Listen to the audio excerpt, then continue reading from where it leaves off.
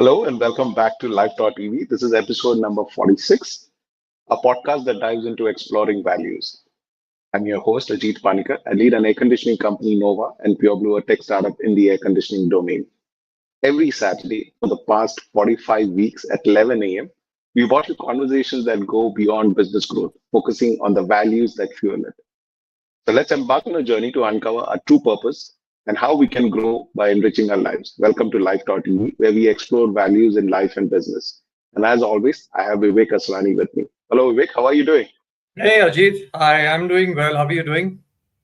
Absolutely good, Vivek. Another seven more episodes for the season to get over. Wow, that'll be 52. Yeah, we finished 1 year of our podcast. Absolutely. To some of our viewers who are joining us for the first time, Vivek Asrani is the driving force behind Camo Fastener Company, a trailblazing company in the industrial fastener sector. What sets Vivek apart is his deep engagement with the exploration of values. Now, for close to 4 years, he has dedicatedly penned his reflection on this topic every week. These insightful thoughts are accessible on his website, vivekasrani.com. Vivek has authored the book One Day at a Time, Reflections from Times of Silence, which further delves into his journey and insights. This thought-provoking read is available on Amazon and also on his website, offering readers a chance to engage with this profound understanding of values and their role in both personal and professional lives. In today's episode of Life.ev, we are delving into a topic which is being aware of inequalities. Vivek, let's hear your reflections on this one. So Ajit, we live with a lot of social and economic inequalities in society, and some of these structures have been developed over centuries. Which currently we may not have control. But I think many of us are becoming aware of these inequalities, and it's also in a way bringing a sense of responsibility in us. But I think it's also important to recognize these inequalities and these structures at a personal level. So, inequality is not, Ajit, to my mind, about having more or less. Inequality is considering somebody lesser of a person than I am, only because my background, upbringing, education, my status in society, the opportunities and privileges I have. Uh, the moment I start, looking at those as some of the crutches of security, uh, or maybe I just might be, I think I'm more intelligent than somebody else. So start looking at others as lesser of a person. I think that is a very deep-seated paradigm sometimes, which we don't even realize. Second is, when we draw our strength from what we have, uh, we tend to classify people and categorize them. And this classification brings about prejudices, it brings about biases, and therefore, at a very subtle level, it brings about kind of an inequality in our own minds, and therefore, we deal with people very differently. And even though we may be extremely caring in our interactions with people at a very subconscious level, there is a divide in our minds. And till we don't address this divide, the inner divide in us needs to first get addressed if we have to integrate ourselves. So, removing inequalities out there in society starts with first removing the divides, the unequal paradigms that I may be living with, sometimes consciously and sometimes without realizing it. And that really was, the trigger of the reflection of, being aware of these inequalities. But how do you actually go about removing these inequalities? Yeah, I think that's it's a good question. So first, one has to be, of course, aware of the fact that I'm living with some of these inequalities. So I've spoken about four things and four ways in which one can remove these inequalities, Ajit. One is when we respect the other person, not for the title, but for the person. So when I'm respecting the person, I'm not respecting the title. Very often you'll find that we respect somebody because he or she is in a particular position. And the moment the person is out of that position, very often society's interaction with that person changes, which is why a lot of people who have power today or are in a position find themselves completely at sea when they're out. So, learning to respect the individual and not the label and the title is a starting point. Now, it doesn't mean that we don't follow protocol. Uh, when we meet, for example, the Prime Minister, obviously there is a particular protocol I will follow. But it doesn't mean that as a human being, at a fundamental level, uh, I don't give the same level of respect and regard to every other person I interact with. And Ajit, I'm reminded of one of my favorite movies, My Fair Lady, where Eliza Doolittle is this flower girl, and Professor Higgins transforms her into this fabulous speaking person who gets treated as a princess. And then they have a bit of a fight, and she, screaming at him, and she says, "Look at Colonel Pickering. He treats an ordinary flower girl as if she was a princess." And immediately Higgins replies, he says, "And I treat a princess as if she was a flower girl." I think the point he was making is that I do not differentiate between a flower girl and a princess. I give them the same, yeah, I interact with them equally. So, though on a lighter note, I thought there was a message in that. So, one is respecting the person and not the title. The second is inclusiveness. Very often because of our position, our privileges, our backgrounds, we tend not to include certain people. And I think when we do that in a very subtle way, without realizing it, we are creating these barriers and invisible walls of inequality in society. So, learning to be a lot more inclusive is the second thing. The third is many of us are privileged, and these privileges, allow us to do certain things. But when we don't look at our privilege and we don't let the privilege become a source of divide, rather, we view our privilege as a responsibility, we break some of the inequalities we might be living with. And the fourth is stepping out of our comfort zone. I think this is the most powerful. It's very easy to be cocooned in my comfort zone and the life that I'm used to and I'm familiar with and I'm comfortable with. But when I step out of that and I walk in someone else's shoes, I truly understand, and it develops what we call empathy in us. So building empathy removes the inequalities we may be living with. So respecting the person and not the title, being more inclusive, using our privilege as a responsibility and not as a divide, and stepping out of our comfort zone and walking in someone else's shoes helps us personally to break these inequalities. Here's something, Vivek. Have you taken any steps in your business to create a more inclusive and equitable environment, like for your team, stakeholders? Can you share some insights into those?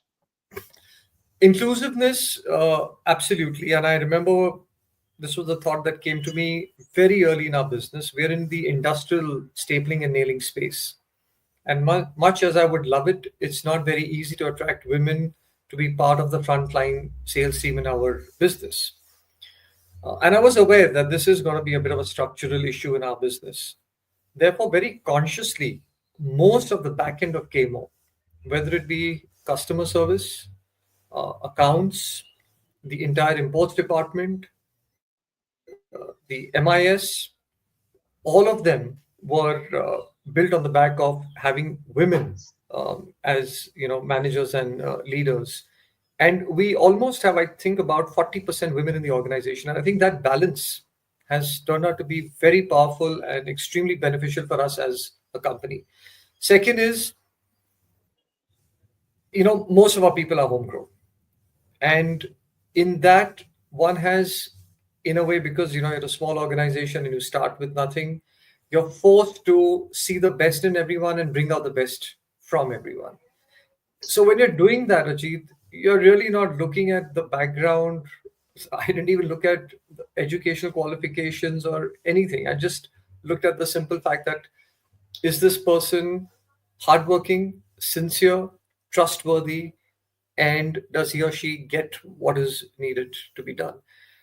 Third is, yes, we did consciously create opportunities.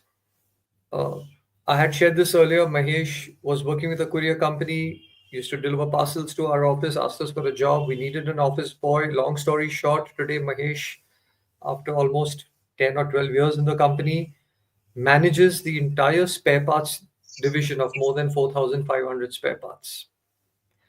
Now, what we really did was we spotted somebody who was, who had all the elements of becoming a good manager. And we said we need to create opportunities. And that's the other thing, Ajit, I've realized that as businesses, our job is not only to generate wealth and taxes, but to also create opportunities for people.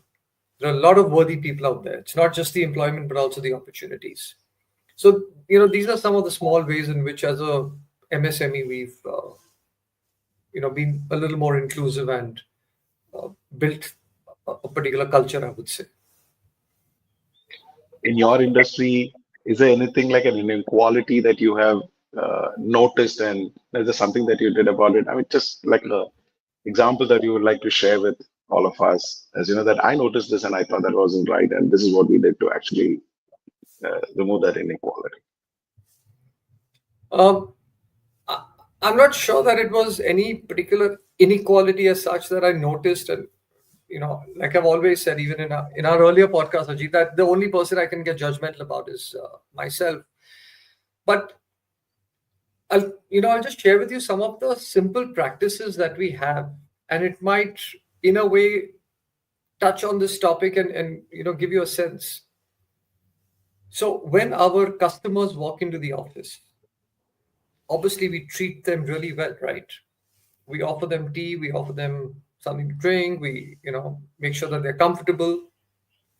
When a courier person comes to our office to drop a parcel, or when the postman comes or the postwoman comes to our office, he or she is made to sit down, given a glass of water, and offered a cup of tea with the same level of care and respect as we would to our customers. Now, you know, why do we do that? A, it's a simple human gesture, and I'm sure lots of people do it. But I think more importantly, it was the culture that at a fundamental level, we're all the same.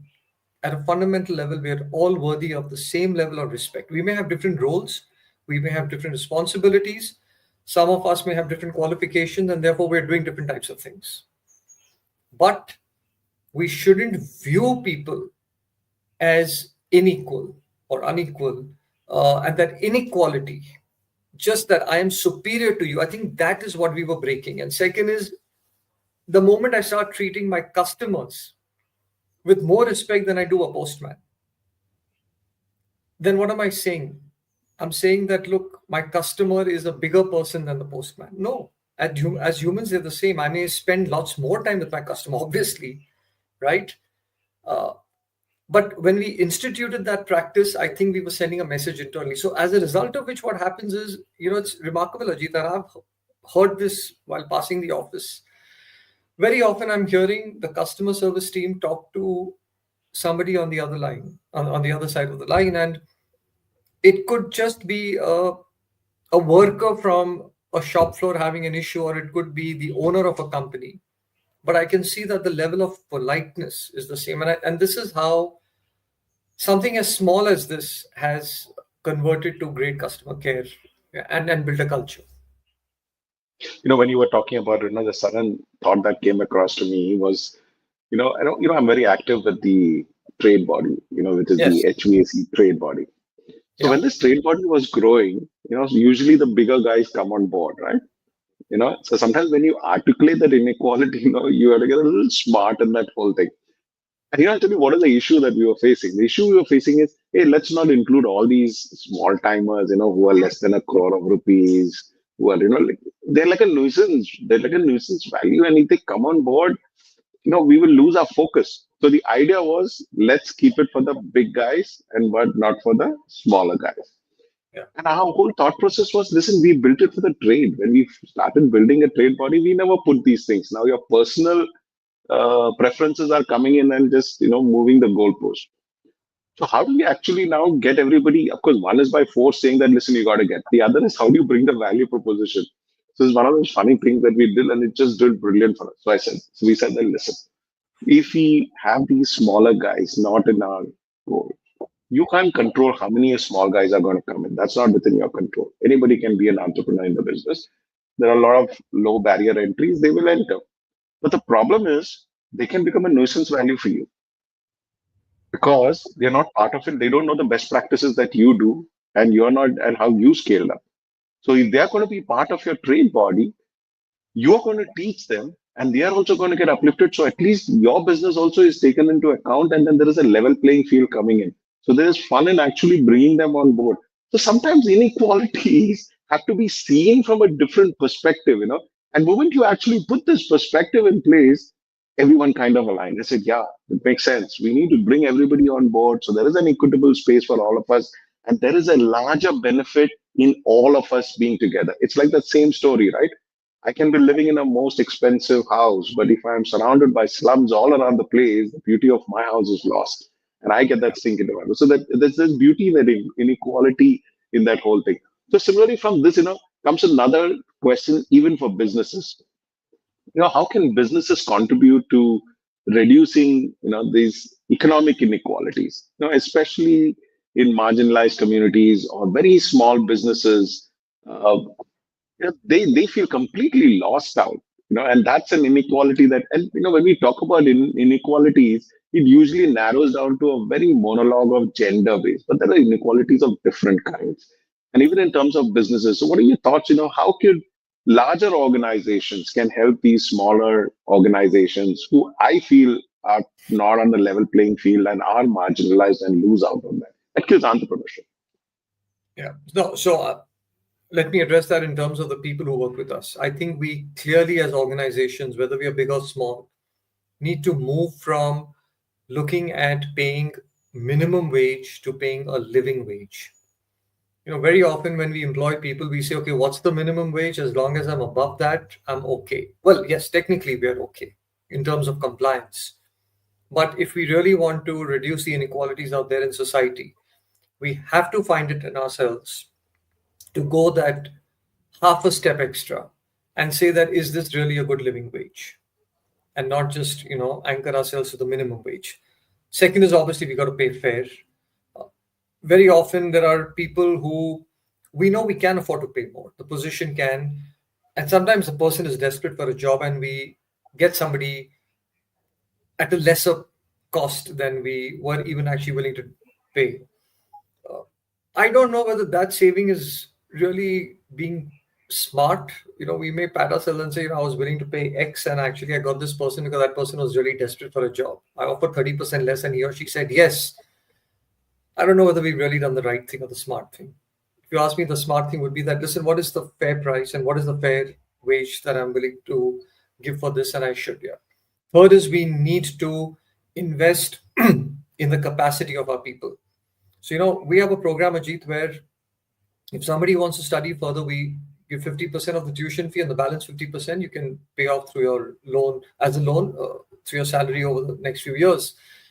So we had Aisha who completed her MBA from our company, a part-time MBA. And after 2 years, she left and she came, and met me. She said, listen, I'm really embarrassed to say this, but I'm getting a much better job. And I was thrilled. I said, Aisha, investing in you and your MBA was not about us. It was about us investing in you. I said, today you are getting a job and double the salary.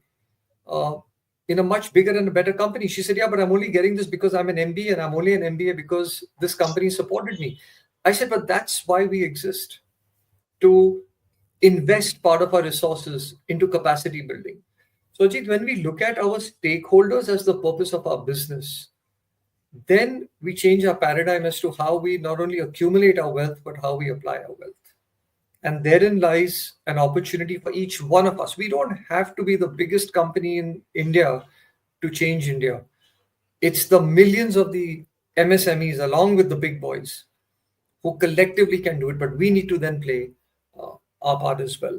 And I'm just going to, end at one thing. You said something earlier, is bringing everyone together. Uh, just very recently, a few weeks back, we had a Diwali lunch, and this time we decided to do it outside the office, and we did it in a nice restaurant. And many of the factory packing girls said, "साहब नहीं आएंगे, बड़ा hotel है, हम लोग कभी गए नहीं हैं." I said, "Nothing doing," and I told them a simple thing. I said, "You work," and I said this in Hindi, but I want to translate in English. I said, "You work honestly and you work with respect. Nothing can be bigger than that. There is no big and small in life, right?" And for the first time, we were all there, the factory workers, the office staff, the whole team, including the Bhaiyaji, who is an outsourced person, but the Hamal who actually carries our goods into the trucks, you know. And when we brought everyone together, and many of them are going to that place for the first time, I think in a very small way, we broke some of the mental barriers, if at all they were any. Amazing. Absolutely fantastic. I guess, I was hoping through this episode, we actually broaden the horizon of just inequalities, because often when you talk about inequalities, it just narrows down to gender. Of course, that's important, but there are much more bigger things when it comes to inequalities. And it's for most of us to actually break those barriers. Well, that's the time that we have for today. That's a thought provoking discussion, and we'd love to hear from you too. Join the dialogue, put your thoughts on social media platforms, share this episode with your friends, and get a conversation going. And that's it what we have for today at Life.ev. Join us next week on Saturday at 11 a.m. for another episode on another interesting topic. Well, Vivek, thank you so much for being with us here like every week. See you next Saturday at 11 a.m. with another interesting reflection. Thank you very Look much. forward Thank to you, it. everyone. Take care. Bye. Bye bye.